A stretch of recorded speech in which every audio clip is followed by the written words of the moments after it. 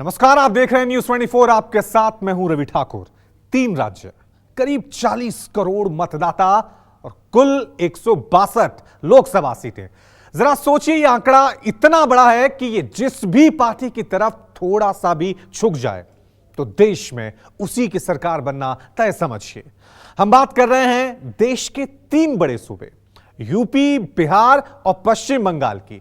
देश की सियासत में ये सूबे कितनी बड़ी अहमियत रखते हैं, इसका अंदाजा इस बात से लगाइए कि पिछले 2 लोकसभा चुनावों में यहां की करीब 72% सीटों पर बीजेपी और उसकी सहयोगी पार्टियों का कब्जा रहा है और मोदी की अगुवाई में दोनों बार बीजेपी पूर्ण बहुमत की सरकार बनाने में कामयाब रही। तो क्या 2024 के लोकसभा चुनावों में भी यही कहानी फिर दोहराई जाने वाली है, या इस बार खेल बदलने वाला है?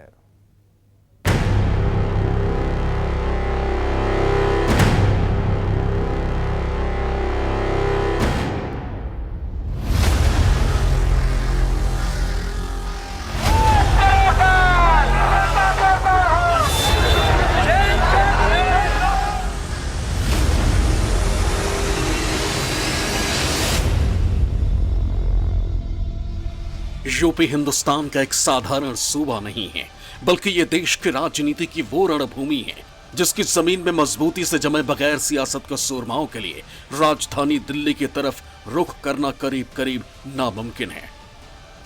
तभी तो पिछले 75 सालों में यह सियासत की सबसे बड़ी किंवदंती बन चुकी है कि लाल किले तक पहुंचने का रास्ता सिर्फ और सिर्फ लखनऊ से होकर ही गुजरता है।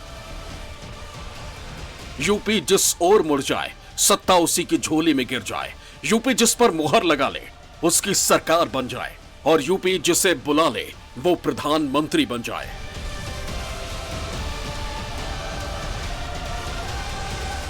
न मुझे किसी ने भेजा है, न मैं यहां आया हूं, मुझे तो मां गंगा ने बुलाया है।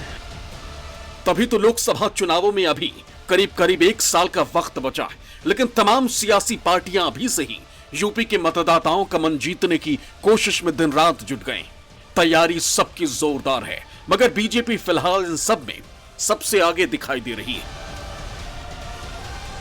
हमारी रणनीति गुड गवर्नेंस है, सबका साथ, सबका विकास, सबका विश्वास है। केंद्र में मोदी जी के नेतृत्व में अभूतपूर्व कार्य हो रहा है। यहां पर आपने देखा है कि उत्तर प्रदेश में योगी जी के आने के बाद कुछ कुछ ऐसा लगता है, मतलब हम लोग तो दिल्ली में भी रहते हैं, तो दिल्ली और उत्तर प्रदेश में जब आते हैं तो लगता है जैसे युग बदल गया है पिछले 7 वर्षों में।